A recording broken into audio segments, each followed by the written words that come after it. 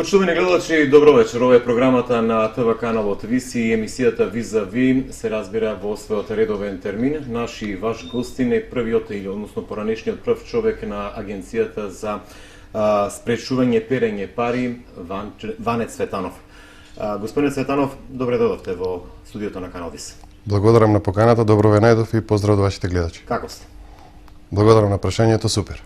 Така, нешто зачестивте по медиумите овие денови или пак последниот месец, да не се спремате нешто за и околу изборите што се најавуваат овој период, или? Не, моите гостувања во медиумите се од друга причина.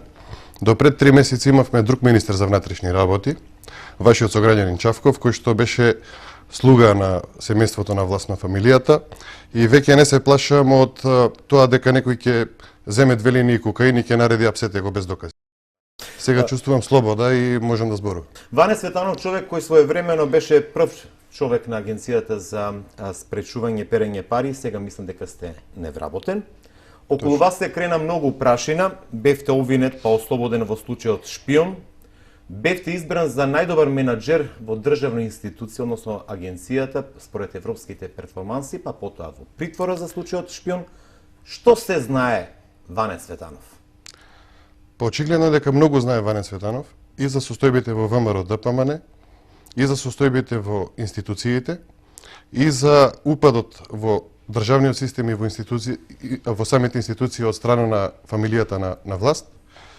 И затоа представувам некаква опасност за нив и смислено бев сотрен согласно нивниот жаргон и изразување.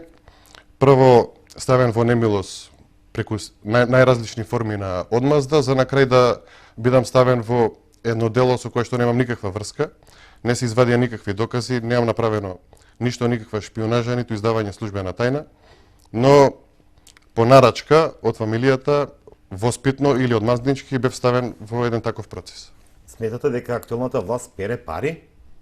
Додека бевте вие прав човек на агенцијата? Видете вака.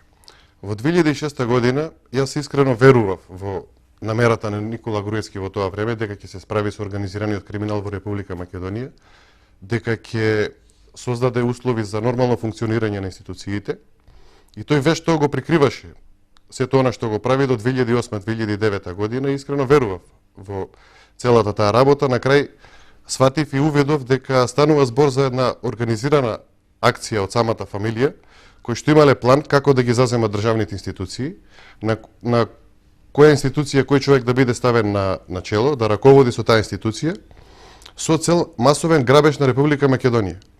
Значи, приватизацијата е ништо во споредба со ова што се случува, во однос на суми, во однос на капитал, затоа што во последниве 10 години се случи целосно преструктурирање на капиталот на македонското стопанство. Значи, сосема нови луѓе станаа стопанственици, односно фамилијата стои за најголемиот дел на фирми, кои што презема огромен број на фирми од македонското стопанство и станува збор за еден масовен грабеж кој што изнесува повеќе од 6-7 милиарди евра. Така да, ги знам тие работи одблиску, запознаен сум, односно видов дека тие немаат намера да спречуваат гонење на криминал.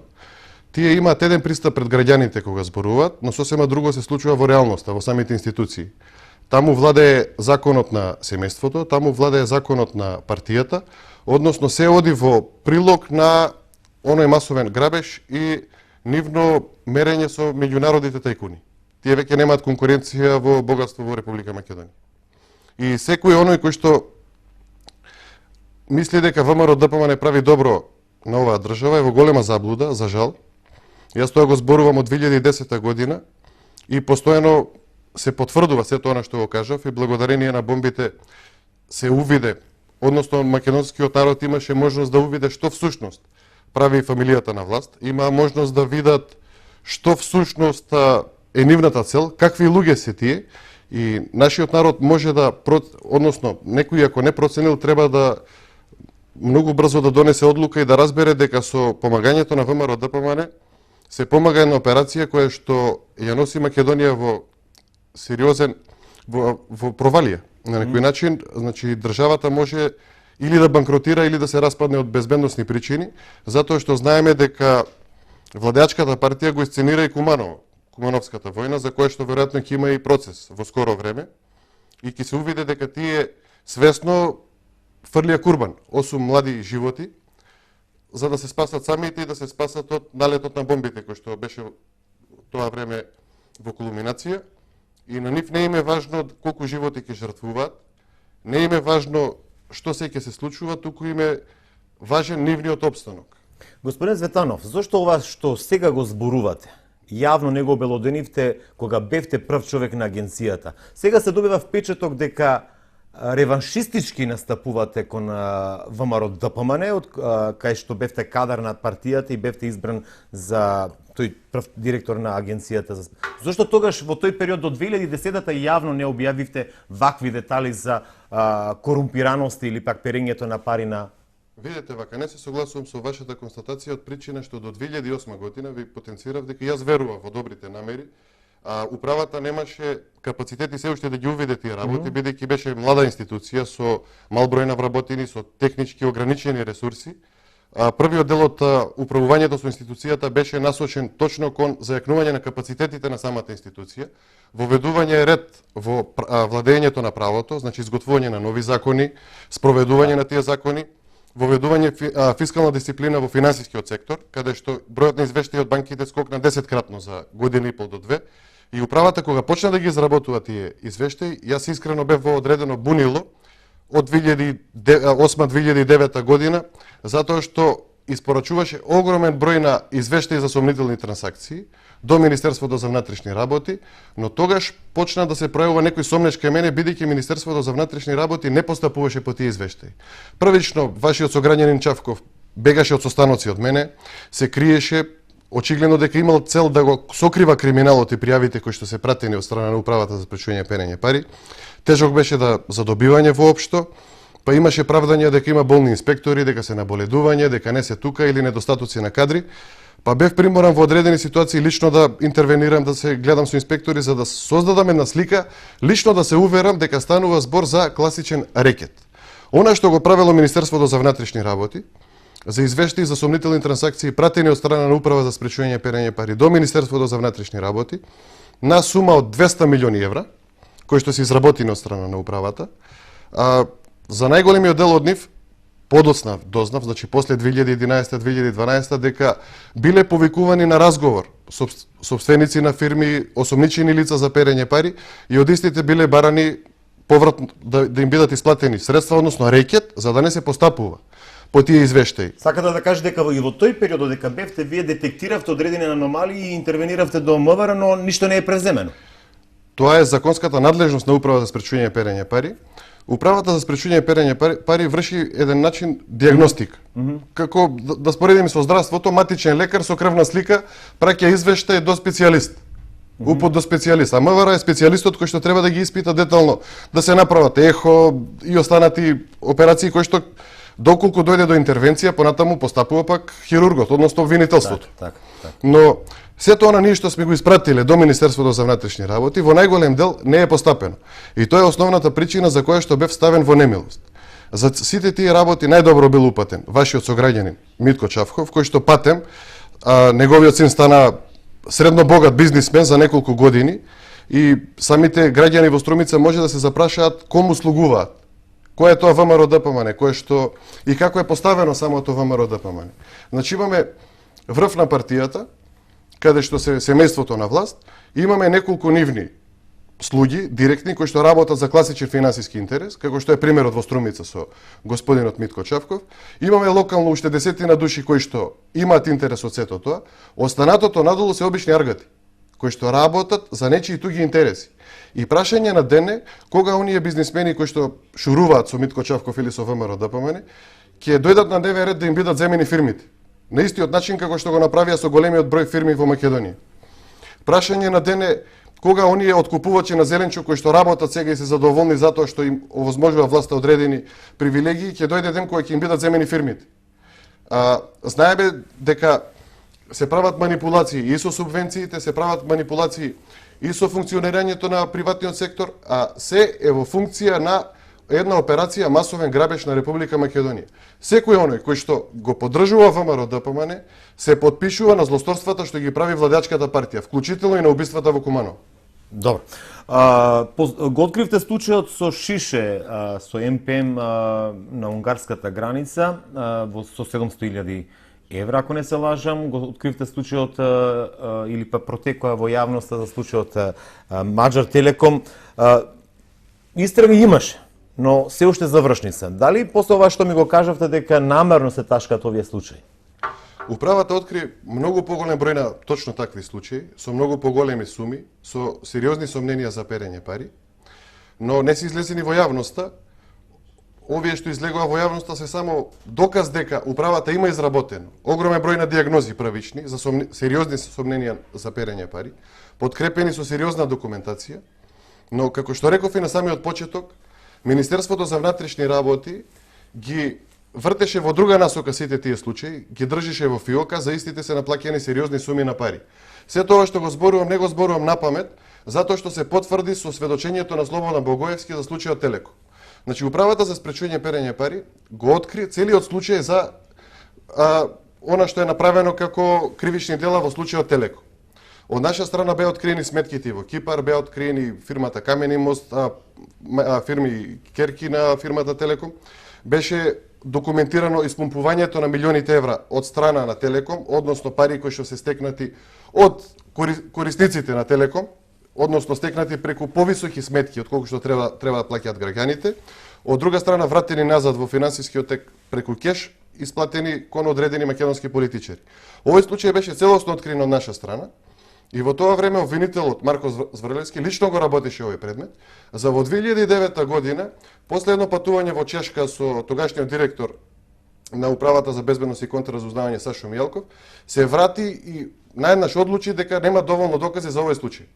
За овој случај во 2010 имаше сосема доволни докази за да постапи Американската комисија за хартија од вредност и да се води активен случај во кој што во сведочењето Слободан Богоевски јасно кажа дека во текот на 2008 или 2009 година во Солун на средба со Кондоминас било договорено 2,5 милиони евра да се исплатат кон Сашо Мијалков и фирмата на неговиот адвокат Серјожа Марков. Значи Сашо Мијалков барал 2 милиона и 500 илјади евра за да го затвори овој случај. Ова е пример како се затворени огромен број на случаи кои што биле отворени од страна на Управа за спречување перење пари. Не случајно неколку пати потенцирав и пак ја потенцирам. Главниот слуга на Сашо Мијалков во овие прљави операции е Митко Чавков. Човекот кој што, благодарение на неговата сервилност и помагање на власта, во операциите масовен грабеж на македонскиот народ, си заслужи министерска фотелја, неговиот син има фирма која што вреди сигурно 3-4 милиона евра, струмичани подобро знаат од мене. Сето тоа е заслуга за неговата сервилност и слугување во операцијата уништување на Република Македонија. Имате ли цврсти докази за таквата вмешаност или пак нашите надлежни институции не сакаат да разоткријат? Еве туку што збориме за конкретни докази. Да. Одговорно лице на одредено место не постапува. Зошто тогаш обвинителството не покрене постапка или? Кој обвинителство? Со кумот, односно со баџанакот на Сашо Мијалков, Јово Илиевски, кој што апсија еден куп невини луѓе. Дали знаете во притворот колку честни луѓе запознав? Дали знаете колку бизнисмени запознав таму кои што одбиле да продадат фирма? Дали знаете колку луѓе кои што одбиле било каква услуга завршиле без никакви докази во притвор и се осудени на затворски казни? А имаме ситуација на луѓе за кои што е докажано дека извршиле сериозни кривични дела, се шетаат на слобода и дури имаат престижни функции во ВМРО-ДПМН. Така да сето она што го говораме докажано со докази не е воопшто на памет кажано. Во ваша изјава велите дека годишно во Македонија се перат околу 500 милиони евра. Имате ли докази каде се завршуваат овие пари? И тоа, мислам дека во интервјуто рековте тоа на сметка што е, а за кеш па да не збориме. Точно така, станува збор за жирални пари кои што одат преку сметки и се испумпуваат од Македонија. Во 2010 година во една моја колумна за Фокус детално ги образложив местата од кои што се приграбуваат парите. Каде од рекет, каде од шверц, кој што е под покровителство сепак на врвот на власта, односно фамилијата, каде од тендери, каде од уцени, од изнуди, на крај се собираат, значи, некои си 500 милиони евра на годишно ниво, или повеќе од 40 милиони евра месечно, кои што се вадат надвор од Македонија. Оваа сума... Каде најчесто завршуваат овие пари? видете во светот постојат огромен број на консултантски куќи, претежно во Англија, кои што нудат услуги за луѓе кои што се занимаваат со политика, кои што се учесници во политичкиот живот во некоја држава, а кои што работат нечесно, односно прават и како сериозен грабеж на државата. Тие фирми дават услуги, отвараат фирми, имаат и своји лица кои што работат и кои што отвараат сметки во најразлични држави. Станува збор за еден систем кој што е тежок за докажување, но од друга страна, ако постои политичка волја, постои сериозна можност да бидат пронајдени сите тие пари и да бидат вратени во Република Македонија. Јас искрено се надевам дека по промената на власта во Република Македонија, која што мора да се случи, затоа што доколку не се случи, јас тврдам дека тортурата врз македонскиот народ ќе биде зголемена многукратно, така да македонскиот народ масовно следните избори ќе гласа за опозицијата и по промената на власта најголемиот дел од парите ќе бидат пронајдени и ќе бидат вратени во државата, односно ќе бидат ставени во функционални проекти. Верувате ли во такво нешто? Во кое? Ево тоа дека еден ден се до тоа ќе се врати во Македонија, што е испумпано од нашава земја. Видете вака, како постојат консултантски куќи кои што нудат своји услуги за перење на парите, од друга страна постојат консултантски куќи кои што нудат услуги за ловење на тие пари. За пронаоѓање, детектирање, укажување кои се тековите и каде завршиле, бидејќи се случува дисперзирање на тие трансакции, од една се прават 10 па се собираат на друго место. Значи постојат компании кои што нудат услуга да се пронајдат тие пари, да се поврзат со сторените кривични дела во Македонија, на кој начин биле направени и потоа да бидат вратени во државата. Мене ми беше прашањето со оглед дека самата агенција за управување со конфискуван имот има надлежности да работи освен на територија на Република Македонија, да врши замрзнување на средства преку Институтот меѓународна правна помош и надвор од територијата на Република Македонија. Значи сето тоа може да се докаже еден ден. Секако, доколку постои политичка волја, а јас верувам во политичката волја, базирајќи се на храброста со која што влезе Зоран Заев во целата оваа битка, како прв политичар во Македонија кој што сериозно се спротивстави на олигархискиот систем кој што владее со Република Македонија, односно и на фамилијата на власт која што влезе во спрега со тој еден сериозен систем во позадина. Длабоко сум уверен дека земајќи ги ризиците во оваа битка во која што влезе Зоран Заев, доколку ја добие, а ќе ја добие можноста да биде премиер на оваа држава, ќе ги повлече сите потребни политички потези за враќање на сите испумпани пари од Република Македонија. Кога ги спомнавте премиерите на една радио емисија, односно на канал 77, спомнавте дека екс-премиерот Ѓорѓиевски поседува капитал вреден околу 470 милиони евра. Колку тежи сегашниот? Имате ли финансиски показатели? Ова за господинот Ѓорѓиевски го споменав затоа што го имам видено документот, на документ кој што е изработен 2003 година од македонските безбедносни служби. Документ во кој што се ставени сите негови сметки во различни држави, недвижности, капитал и на крај последната црта е 437 милиони евра.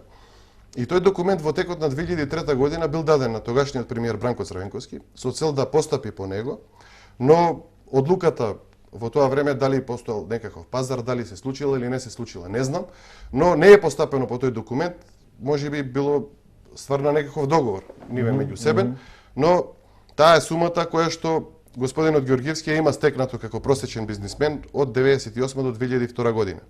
И е причина за, очигледно гледано од денешна перспектива наназад, за неговото постојано шурување со ВМРО ДПМН или неговото помагање на работата на ВМРО ДПМН понекогаш и на негова штета на политички план. А колку тежи сегашниот премиер од она кое што го изложив 2010 година, која што беше отприлика 500 милиони евра годишно, ако се земе во предвид кој што и се потврди со меѓународните финансиски извештаи дека таа сума е скокнала на 700-800 милиони евра во нивните златни времења 2012-13, кога веќе ставија целосна контрола врз македонското стопанство. Значи, сумата е не помала од, лично за него збориме, од 3-4 милиарди евра, не е подолу. Ако збориме за целата фамилија е над 6 милиарди евра. Не се плашите кога вака јавно посочувате одредени лица? Од што да се плашам повеќе? Тие успеа да ме сотрат на секој можен план. Те, значи, успеа да ме стават во кривични постапки. Самиот рековте на почетокот на емисијата, во моментов сум невработен Иако според нивните стандарди и мерења сум бил прогласен за најуспешен директор, од друга страна сега не исполнувам критериуми за обично работно место, ниту за државно, ниту за приватно. Каде и да пуштам CV, интервенираат нивните луѓе и се закануваат на газди од фирми доколку некој ме земе на работа, ќе го сотрат, исто и него. Значи, пасошот ми е одземен, не можам да излезам од државата за да најдам работа надвор од државата, не можам да фатам да работам некаков бизнис, бидејќи треба се патува ако се работи било каков вид на бизнис. Така да јас сум и сега во еден вид на отворен затвор. Сум на слобода, но сум затворен во Република Македонија и ги чувствувам сите возможни притисоци од страна на фамилијата на власт. Бевте поврзани со судскиот случај шпион. Добро, кога веќе ги спомнавме премиериве, работевте ли за Бранко Црвенковски, за лидерот на опозицијата во моментов градоначалникот Зоран Заев? Колку финансиски тежат и како го стекнале тој капитал? За господинот Црвенковски немам што да кажам од причини што не сме работеле предмет, но она кое што е... Немавте директива тогаш? Додека бевте прв човек на... Во тој период некако има... Не можам точно да се изразам, Да? но некој прекјутен договор или не знам што, до 2008 година некако помеѓу фамилијата и Црвенковски имаше некоја толеранција, ајде да кажем. А за Заев? Додека за Заев имаше сериозен притисок, особено за случајот Глобал, каде што јас лично учествував во предизрачната постапка, односно во проверката на капиталот на целото семејство Заеви. И најодговорно тврдам дека се што имат стекнато семејството Заеви е на најлегален и честен начин. Не беше пронајдена ниту една дамка, нешто што било направено на нелегален начин. Не постои такво нешто. Значи, и за Зоран Заев, и за неговото семејство, но и за неговите братучеди. Значи, за пошироката фамилија Заеви беа испитани сите нивни фирми во Република Македонија, сите нивни недвижности, сиот нивен капитал, како било стекнато, на кој начин било стекнато, кога било стекнато, со уредна финансиска документација проверено. Значи, не беше пронајдена никаква неправилност во тој дел. И доколку била пронајдена, јас ви уверувам дека ќе имаше притисоци да се постапи на најригорозен начин. Како што имало притисоци од страна на управата да влегуваат инспекции во нивните штедилници. Значи, фамилијата Заеви не знам зашто, но уште од 2007-2008 влезе во сериозна немилост на власта и беа под сериозен атак.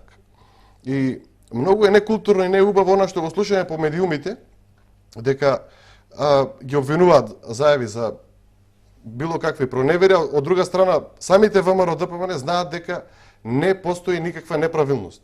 Значи станува збор за политички спинови, за ефтини политички трикови, за пиар кој што е крајно оцрнувачки кон еден човек и едно семејство, со цел да биде оцрнет, бидејќи ги погоди онаму кај што најмногу ги боли.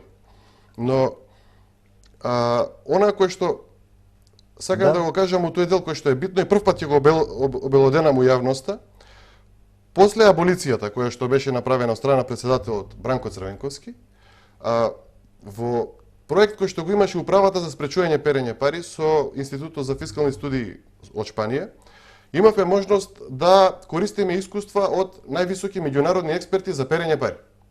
Во тој период јас лично разговарав со обвинители и луѓе кои што имаат искуство во перење пари и од Шпанија и од други европски држави да се дозаврши процесот Глобал. И требаше да се заврши на еден начин, иако е направена аболиција за предикативното кривично дело, да се провери дали имало перење пари. Од тие експерти ми беше посочено дека согласно меѓународната легислатива може и како да се провери да се продолжи постапката иако е направена аболиција. Тоа го споделив јас со обвинителката Гешковска и сакавме да го затвориме случајот да не остане да виси во јавноста имало па немало да се злоупотребува. Туку да видиме до крај што има. Гешковска се израдува на почеток, прифати и после една недела исчезна од целата таа работа. На моје инсистирање да ја завршиме работата до крај, да видиме има или нема криминал, Гешковска исчезна и јас бев контактиран од високи функционери на ВМРО ДПМН и ми беше речено да се повлечам од таа моја идеја и дека на партијата ја одговара да остане во воздух целата таа работа за да може да играат медиумски. Дека не им одговара да се заврши работата. Бидејќи пред тоа ме испрашува кој е моето мислење, дали до крај ќе се заврши со пресуда или не, јас реков дека е тенка работата, дека тешко дека ќе има пресуда за перење пари, но дека е добро да ја завршиме до крај постапката и покрај тоа што имало аболиција. Насоката, односно притисокот беше целосно се повлечам за да остане работата во воздух. За да манипулираат и до денес и да го отцрнуваат господинот Заев со таа аболиција, а јас уверувам доколку се завршише таа постапка до крај ќе излезеше работата чиста. Значи чист е случајот глобално. Да. Добро, Цветанов, може да ми каже од кој дојде таа наредба или пак тоа беше сомневање на агенцијата за да се испитува случајот со Глобал или она што се случуваше во врска токму со изработа на трговскиот центар? Согласно своите законски надлежности, Имаше ли наредба од некого од партијата или пак тоа Не, значи- автоматски агенцијата? сега ќе образложам. Согласно своите законски надлежности, Управата за спречување перење пари постапува по пријави.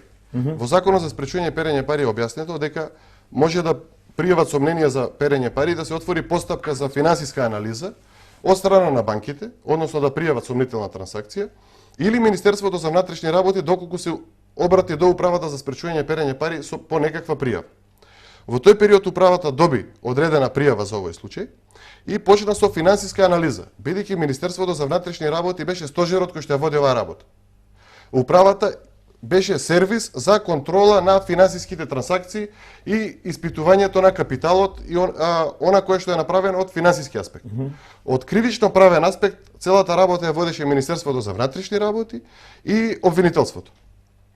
Така да управата беше на некој начин сервис во целата таа работа, но сето она кое што го кажав на почеток, го тврдам затоа што со своји очи ги гледав сите тие трансакции и видов дека особено во делот на семејството Заеви не се пронајде никаква неправилност.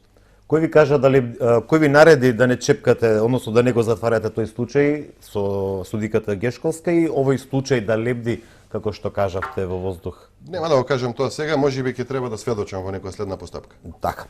Постои ли спрега меѓу власт и судството? Иако честопати го кажавте, но дека постои релации, блиски интереси, лични интереси, дали се вртат се околу исти имиња или пак тој круг се проширува? Видите вака. Министерството за внатрешни работи го водеше човек кој што е прв браточет на премиерот. Неговиот баџанак беше и се уште е шеф на одделот за организиран криминал при јавното обвинителство на Република Македонија. Одделот кој што ги напиша најсериозните обвиненија против невини луѓе. Односно, одделот каде што се готват обвиненијата против невини луѓе.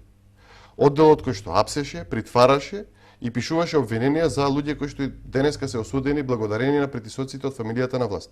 Од друга страна, кумата на Јован Илиевски, баџанакот на Сашо Мијалков, судијата Дуковска е судика во апелациониот суд. Значи, тие по нивниот механизам, согласно онај кој што го слушнавме во самите бомби, за Сваровски судството или за судиите кои што се назначуваат на функции преку тефтерчето на Горде или беа назначувани на тој начин, апелациониот суд на крај ги потврдуваше и се уште ги потврдува сите оние казни кои што се изречени противзаконски. Значи имавме еден систем кој што благодарение на договорот од Пржино и ново назначениот министер е прекинат на некој начин тој систем кој што функционираше до пред неколку месеци. Семејството на власт фрла пик на одредена фирма или на човек кој што им пречи и решава да го стави во затвор. Од страна на Министерството за внатрешни работи се спрема конструкција. И се конструира некаква работа, човекот го обвинуваат за нешто, во голем случај и без да се потрудат да монтираат докази. Во некоја нормална ситуација би се потрудиле, МВР има ресурси и би можеле да измонтираат нешто. Тие и тоа не го прават, туку пишуваат кривични пријави базирани на веројатно, можеби, би требало, без факти и аргументи. Обвинителството, по притисок од Јове Илиевски и обвинители кои што се вработени по партиска линија, за нивни лични бенефити, значи што финансиски, што вработување на нивни луѓе од семејството на убави места или давање на тендери на некој близок од нивното семејство кој што тера приватен бизнис, пишува обвиненија без да ги проверува фактите.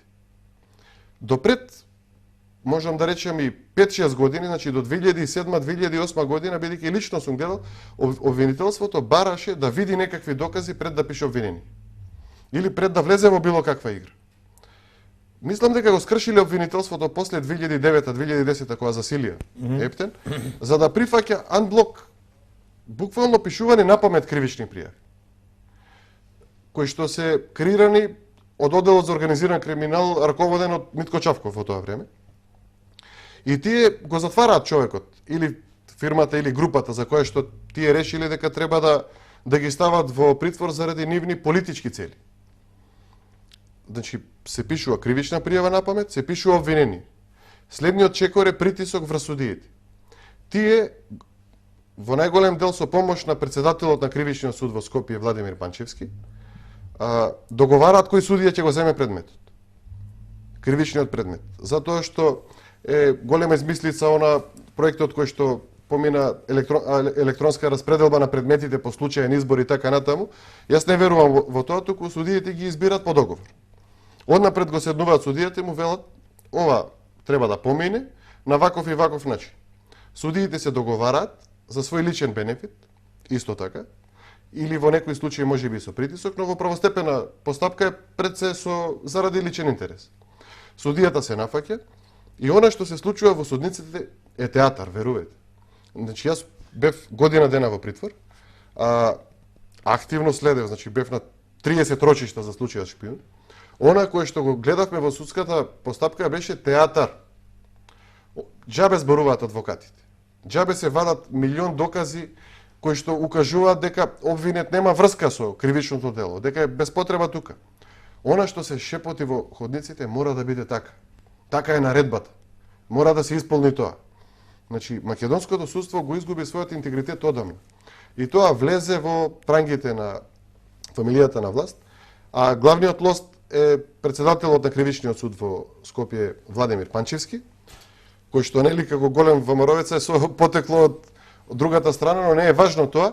Важното е дека тој се стави во функција слугување на власта. Ова е наменето за ВМРО-вците кои што мислат дека владеја ВМРО-ДПМН, напротив, владеат стари комунистички структури со ВМРО-ДПМН, односно со фамилијата на власт, кај нив нема идеологија.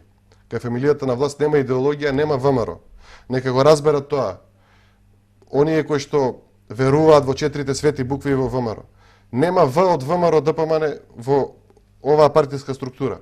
ВМРО е узурпирано од една фамилија и стават под своја контрола своји послушници. Да продолжиме за ова со судовите. Значи, таму, на крај, целиот акцент е ставен во апелација. Зошто?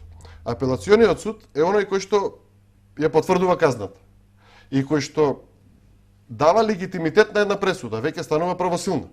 Еве, ние сме сега во постапка пред апелациониот суд и апелациониот суд брза по секоја цена да ја заврши што побрзо процедурата, за да го верификува злосторот кој што бил направен претходно со монтирана кривична пријава, со монтирано обвинение, со правосилна пресуда која што ги потврдува наводите без никакви докази и на крај апелациониот суд, доколку е потврди таа пресуда, лицата кои што биле осомничени веќе стануваат осудени криминалци со правосилна пресуда. Во нашиот случај шпион, она што е интересно е, можам да гарантирам минимум за 5 луѓе кои што биле на високи места во безбедносните служби во Република Македонија, не беа извадени никакви докази во постапката, туку биле запознаени со валканите игри на фамилијата на власт и представувале сериозна опасност затоа што имале интегритет и знаење во тој свет на безбедносни служби и знаеле да се спротивстават за работи кои што се штетни на државата, знаеле да се спротивстават на наредби кога секторот за контраразузнавање во УБК бил ставан во функција на фамилијата, да следи фирми кои што се нивни конкуренти или треба да бидат преземени, или секторот за разузнавање бил ставан во функција на потребите на фамилијата, не на државата. И државата била оставена ранлива. Да. Затоа што тие ресурси биле ставани во друга насока. И тие луѓе беа свесно ставени во случајот шпион, за да бидат оцрнети и утре доколку проговорат или се обидат нивното знаење да го стават во интерес на државата, да бидат осудени шпиони. Ќе се вратиме на случајот шпион, каде што бевте притворен, па потоа ослободен, немате обвинение по тој основ, но мислам дека се водите за издавање државни тајни. Службена тајна и за студенчко здружување. Но во моментов актуелно е специјалното јавно обвинителство и Катица Јанева. Кога го зборуваме за судството, кој што нели треба да пресуди или пак да одлучи во врска со она што бевте директор своевремено при перење пари, колку може Катица Јанева и незиниот тим да се носи со улогата доверена од договорот во Пржино, не само по постапување по бомбите кои што ги објави опозицијата, односно лидерот на опозицијата Зоран Заев, сметате ли дека Катица Јанева може да го размрда и целиот правосуден систем? Видите вака. Јас позитивно се изненадувам од ден на ден од она што го влечат како потези специјалното јавно обвинителство и Катица Јанева. Пријатно бев изненаден кога Катица Јанева го објави планот за работа, колку обвинители Но претходно така не размислувавте, мислам дека во една изјава рековте дека се сомневам во Катица. Не, се сомнева во Лиле Стефанова. Што Во е? обвинителката која што го водеше случајот шпион. Но од други причини, значи и таа била ставена во заблуда, да речеме, од страна на безбедносните служби кои што и ветиле дека ќе донесат докази за случајот шпион, но не и донеле. И ја натерале да избрза со обвинителниот акт, тоа е друга работа, но и затоа реагира во медиумите, се сомнева во доблеста и искреноста на Лиле Стефанов. Но она што го гледам како го работи Катица Јанева, целосно го поддржувам. Зошто? Во оној свет за борба против организиран криминал не треба никој да измислува топла вода. Никој не е најпаметен на светот. Постојат успешни модели и постојат неуспешни модели. Како треба да функционира едно обвинителство? Постојат успешни модели. Можеме да кажеме УСКОК во Хрватска или обвинителството за организиран криминал во Србија, они што не се блиску. Од Европската унија иш муабет да не правиме. Она кое што јас сум се залагал да почне да функционира во Република Македонија. И 2007 и 2008 сум давал предлози, проекти како треба да функционира обвинителството. Сум се нудел да помогнам за лобирање кај Јово Илиевски, он баџанак со Сашо Милков, како да се зајакне капацитетот на обвинителството да функционира професионално, но тие не сакале да го земат во предвид. Катица Јанева го испорача. Го стави на маса како концепт по кој треба да функционира едно модерно, нормално обвинителство во Република Македонија. Кога го видов планот за работа, видов дека имаме работа со професионалец. Значи, Катица Јанева одела на многу обуки надвор од Македонија, но учела, земала искуства. Не одела на шопинг и да се шета на тие обуки, туку била да научи. И се гледа дека научила и тоа што го видела, го применува во Република Македонија. Од друга страна, денојдеве, она што го гледаме сите, оној масовен атак врз Катица Јанева. Со сите можни средства и орудија од страна на ВМРО ДПМН и нивните амали. Мислите на кривичните пријави кои што се упатуваат на адресата на Од една страна суптилниот притисок од од обвинителството, од Советот на јавни обвинители, кој што се обиде да ја повикува на разговор, на распит, па да ја обвинува дека постапила вака или онака за тие две колешки кои што ги избрака, значи тие ја провоцираа, се обидаа да ја стават во ќош, да обелодени пред сите, зашто ги тргат, односно тоа е една игра каде што е играње по работ. Во целата таа ситуација, но таа си остана на своето дека не и треба тие во незиниот тим и ги трга настран. Но притисокот треба да се земе во предвид и да обратиме внимание на притисокот. Судскиот совет реагира дека некој си судија бил повикан на распит, па која беше онаа глупост што ја прочитав синоќ? На распит со некој од истражителите од специјалното обвинителство, за време на распитот му се гледал пиштолот на некој од истражителите и тоа било страв за лицето кој што било испитувано. Па мене со специјалци ме апсеа, бе. Што име на луѓе? На културен разговор кој што се одржал согласно законските законски пропишените прописи на специјалното обвинителство, некој се жали. Па што ќе се случи утре кога ќе почнат да ги апсат за нивните злодела? Тие се исплашиле на еден обичен разговор со истражител кој што е полицаец, пате. Што е толку страшно, му се гледал пиштол од голема работа. Кај мене дома влегоа 10 специјалци, тројца инспектори со калаши, со фантомки, со панцири. Жена ми од памет се извади. Фала на Господ до денес што е се уште со мене и имам подршка целосно, не зеу сета оваа голгота која што живееме, па не сум се пожалил за пристапот од страна на полицијата во тој дел. Тие се жалат за безвезални работи. Верувате ли дека ќе може да размрда многу работи Катица Јанева? Рековте по оној план кој што за работа согласно сите правила и нормативи на едно модерно европско судство, но сметате ли дека може да Катица Јанева донесе немир во правосудството? Ако фамилијата на власт го урнисала безбедносниот систем во Република Македонија и ако ги уништила процедурите по кои што треба да постапува полицијата, не значи дека не знаат што значи една правилна кривична постапка. Затоа што криминалците се секојаш два чекори нели пред истрашителите. Тие многу добро знаат да намерисаат кога станува збор за опасност дека ќе бидат разоткриени нивните криминали. Тие многу добро знаат што значат пристапот во однос на испитување на одредени сведоци. Некои од нив им кажале дека биле на разговор, што биле прашани и тие знаат каде води тоа. А патот кој што води е расчистување на сите криминали и злодела кои што ги има направено фамилијата на власт.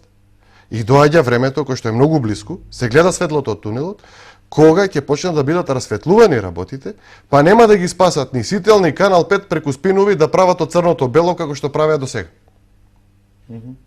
Ви има ли повикано КТЦ, Јанав или некој од обвинителите, вас лично, со оглед дека имате многу сознание за и околу организираниот криминал? Не би можел сега да коментирам околу тоа затоа што би наштетил на одредена истрага, но само уште еднаш може да потврдам дека она кое што го работат КТЦ Јанев и незиниот тим е согласно сите меѓународни стандарди за борба против организиран криминал, газат храбро, честно, со искрена намера, влегуваат во една битка во која што им треба поддршка од сите нас. Значи, јас ја користам и оваа можност да упатам јавно апел до нив што побрзо да го преземат и случајот шпион, со цел рехабилитација на луѓе кои што сме вовлечени невини во тој процес и можно ставање во функција во борба против оваа злосторничка дружина која што ја има окупирано Република Македонија. Верувате ли дека и шпион ќе оде под незина ингеренција или со оглед дека не знам сега во бомбите колку беше споменувани тој случај? Со оглед дека нели незините юрисдикција или ингеренција се она од материјалите кои што ги објави опозицијата. Случајот шпион по логика на нештата треба да влезе под юрисдикција на специјалното јавно обвинителство, затоа што и според нашите сознанија има некакви разговори поврзани со нас и неприродно и да нема кога, ако се вратиме наназад, во јуни месец 2010 година кога дадов оставка и го обвинив премиерот Никола Груевски за селективен пристап во борбата против организираниот криминал, односно она кое што денеска се испоставува, онаму кај што им одговара притискаат, и монтираат невини луѓе, а онаму кај што не им одговара зацкриваат документиран криминал. Тоа се обелоденува и не е возможно тој период да немало разговори поврзани со мене. Или ако се вратиме на назад, значи имам конкретни сознанија за притисоци поврзани со мене кон одредени луѓе и сето тоа ќе излезе во јавноста и ќе ги покрие законските надлежности на специјалното јавно обвинителство да може да постапи по тие случаи. Мислам дека во случајот шпион, како што мислам испомнавте, сте сега можеби да бидете како улога на сведок, но рековме дека се водат кривични пријави за издавање на службена тајна или државна тајна, ако не се лажи злосторничко здружување. Точно така. Докаде е постапката, верувате ли во праведен епилог? Видете вака. Еве во составот на апелационите судии ја имаме судиката Дуковска, која што е кума на Јово Илиевски, која што спомнавме преска, и која што има задача да врши верификација на злосторствата. Од другата страна, претседателката на Советот, Лилјана Шопова, влезе во апелација како претседател на апелација, доби мандат пред 3-4 месеци и во месец октомври мене ме информира човек кој што е внатре во апелација и рече не се надевај на правда, не се надевајте на фер судење, не се надевајте дека воопшто ќе бидат читани вашите жалби, во кои што е убаво напишано дека нема докази, затоа што Лилјана Шопова си има испазарено за таа претседателска функција која што ја дава ВМРО ДПМН, да ги потврди случаите Монструм, Фаланга и Шпион. Тоа е пазарот. Тоа е договорено и нема бегање од тоа. Да си знаеш доколку овој случај го суди Шопова и Советот кој што е под незина контрола, казните ќе бидат потврдени или зголемени, но намалување нема да има или, не дај Боже, во никој случај нема да има правда. Не се надевајте на тоа. И тоа се потврдува. Монструм се потврди пред неколку месеци, Фаланга пред 20 дена. Останува нашиот случај кој што е во постапка. Ние пуштивме барање до специјалното јавно обвинителство. Очекуваме да се произнесе и тие се пребукирани со материјали, со преобемна работа. Очекуваме да се изјаснат и доколку го земе специјалното јавно обвинителство, јас јавно ги повикувам, ако има било каков доказ против мене, нека ми судат, слободно. Ако има докази. Но доколку нема докази, бараме правда. Друго не бараме. Така. Бевте член на ВМРО ДПМН. Контактирате ли со некој од ВМРО ДПМН? Не. После излегувањето од притвор и после она што го слушнавме во разговорите од бомбите, и она кое што јас го говорев за вмешаноста во тешки злосторства против државата од страна на фамилијата на власт, и не ми го веруваа одредени членови на ВМРО ДПМН, после бомбите им го посочив на оние малку што останаа да комуницираат со мене, што преме сега? Тоа што сум го зборувал, излегува со докази. За кого слугувате вие? За кого работите? Дали сте свесни дека станувате со учесници во еден сериозен злостор против Република Македонија? Дали нема да ви биде срам утре да кажете дека воопшто сте биле подржувачи на ова раководство? И тука и со оние малку што имав комуникација, комуникацијата е завршена целосно. Да. Затоа што уште 2010 година, кога излегов од ВМРО ДПМН, јас јавно реков, ќе го поддржам секој кој што ќе се обиде да го струши ВМРО ДПМН. Зошто? Јас сум пораснал во таа партија. Значи, ВМРО ДПМН е дел од мојот живот. Јас не можам да ја мразам ВМРО ДПМН како структура, како партија. Но партијата е окупирана од една злосторничка дружина.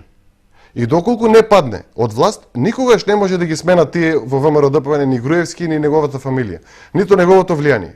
Ако ВМРО ДПМН падне од власт, значи ова го давам како порака до поддржувачите на ВМРО ДПМН.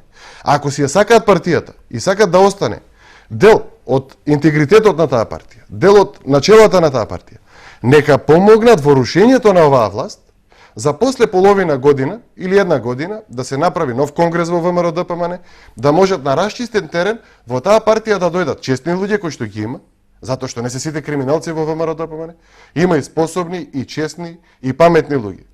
Но има во моментов две категории. Слуги на режимот и луѓе кои што абстинираат. Зборувате со јазикот на опозицијата, значи ли тоа дека преминувате во СДСМ? Во моментов не извршувам никаква функција во СДСМ, но како што реков и на почетокот од самото излагање, јас максимално ја поддржувам борбата на Зоран Заев против овој режим, затоа што Зоран Заев можеше со сиот капитал кој што го има легално стекнато, да си се шета сега по одмори, да си тера летовања, зимовања, да си го живее животот, да си се концентрира на своите бизниси и воопшто да не се замара со она што и се случува на Македонија. Како најголемиот дел бизнисмени кои што живеат убаво, кои што шуруваат со власта, а прашање на време е кој ќе им ги земат фирмите. Но Зоран Заев гледа далеко. Тој успел да ја види опасноста од оваа власт, влезе храбро во една операција каде што жртвуваше и своји бизниси, и кариера, и бизнисите на своето пошироко семејство, кој што тој свесно влезе во една битка каде што знаеше ќе има и понатаму инспекции, тортура и проблеми, а од друга страна знаеше дека жртвува лична слобода, дека доколку не заврши успешно операцијата или не дај Боже некој од внатре му удари нош у грб, може да заврши у затвор 15 години или можеше да го кошта живот. Но тој влезе храбро и одлучно во една сериозна операција за ослободување на Македонија. Зашто? На следниви избори немаме обичен надпревар помеѓу две партии. Немаме утакмица, па дали ќе победи Партизан или Звезда или не знам, Манчестер или Челси. Не се обични избори, па дај да видиме кој ќе победи на овие избори и како ќе биде. Следните избори се избори за опстанокот на Република Македонија. Дали Македонија ќе продолжи под робство на фамилијата, не управувана од ВМРО ДПМН, туку од фамилијата, и ќе влезе во бездна, во провалија, ќе пропадне или безбедносно, бидејќи тие се спремни и да ја жртвуваат, видовме преку Куманово, да направат и војна, со цел да се задржат да ја задржат својата слобода и своите украдени пари, или од друга страна ќе создадеме услови за функционирање на нормална држава. Зоран Заев ќе има многу работа како премиер да ги врати институциите во нормален колосек. Значи, затоа што владењето на правото во самите институции одамна е напуштено. Таму не функционира законот, не функционираат правдата, начелата на правдата. Туку таму функционираат нарачки, телефони, потреби на фамилијата. Така. Цветанов, само за крајно близ прашање, доколку дојде до промена на власта и ви се биде понудено директорско место на Агенцијата за спречување перење пари, дали би се нафатиле? тоа зависи од сосема други луѓе, не од мене. Така. Тоа беше Ване Цветанов, почитувани гледачи емисијата Визави. Во изминативе некаде 50 на минути разговаравме со поранешниот директор на Агенцијата за спречување и перење пари, Ване Цветанов, кој што смета дека постои спрега меѓу судството и власти, дека во нашава земја има организиран криминал. Господин Цветанов, уште еднаш ви благодарам. Вам, почитувани гледачи, благодарам за вниманието со кој што не следите.